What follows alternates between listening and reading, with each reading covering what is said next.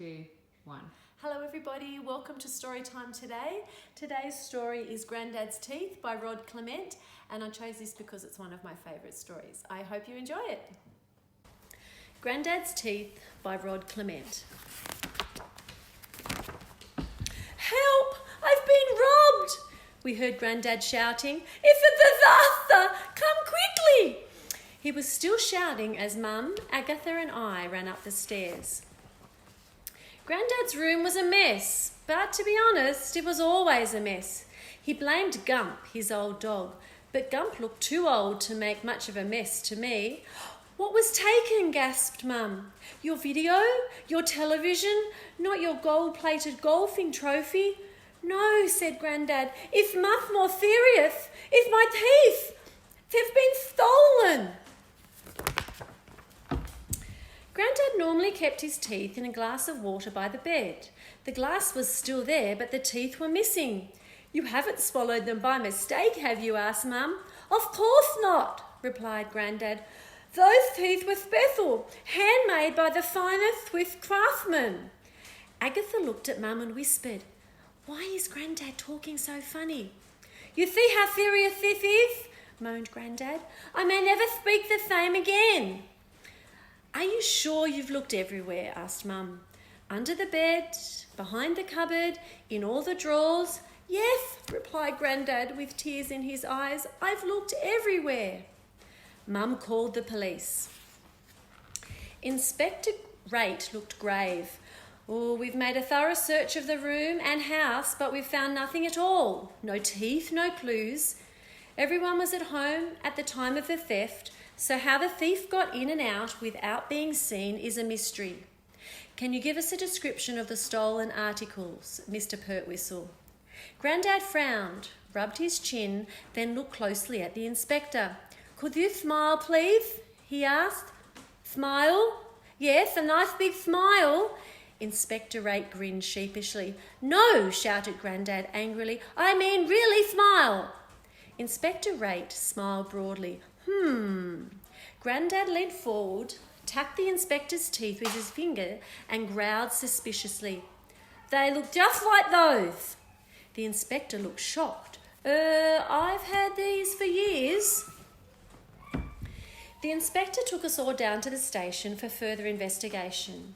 Using Grandad's description, the police artist drew a picture of the missing teeth.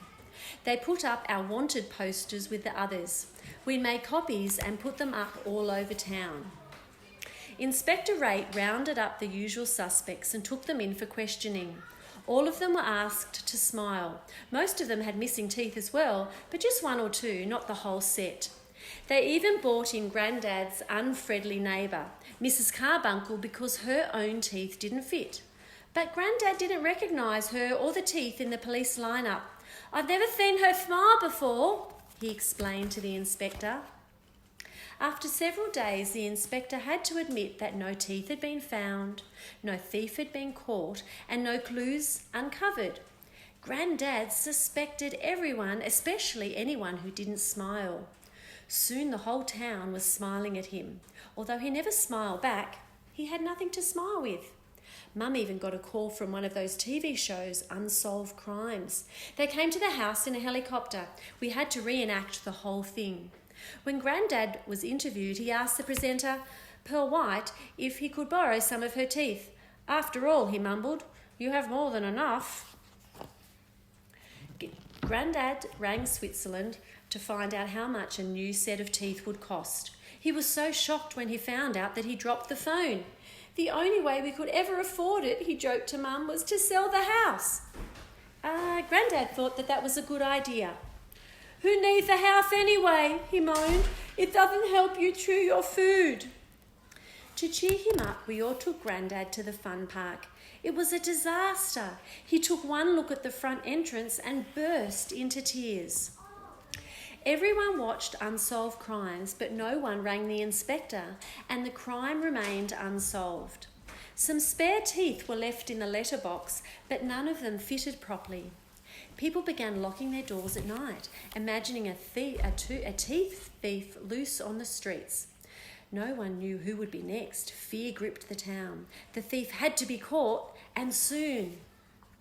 It seemed that the only way to prove beyond reasonable doubt that the teeth in your head were your own was to smile broadly at every person you meet. Anyone who didn't smile was immediately dragged off to the police station for more questions and a chat with Inspector Rate.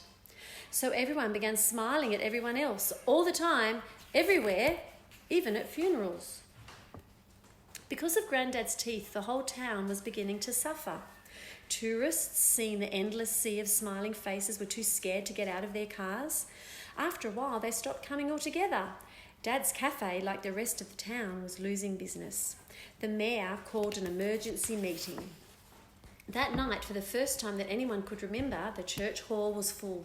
Speaker after speaker stood up to complain about a loss of customers and the constant strain of smiling all day, every day. Pastor Butter summed up the situation. While I've always considered this a happy town, there are limits. No one wants to smile without a reason, and there aren't many reasons to smile in this town at the moment. It's time, I believe, to put a stop to it. The crowd cheered. Mr. Pertwhistle had one of the finest set of teeth in the country, and he alone cannot afford to replace them. In fact, I alone couldn't afford to replace them. But if every one of us put $1 in the collection plate tonight, we would have enough money to buy 2 sets of teeth. Most people put in $1, others put in 2. At the presentation ceremony, Grandad opened the parcel and revealed 2 sets of brand new teeth. Why are they different sizes? Asked the mayor. Oh, only one of them is for me, replied Grandad, popping one of the sets into his mouth. The other one is for Mrs Carbuncle. Her teeth never fitted properly, and she has such a pretty smile. Grandad was very happy with his new teeth. So was Mrs Carbuncle. They smiled all the time. In fact, they were so happy that Grandad's old dog Gump smiled too. For the first time ever.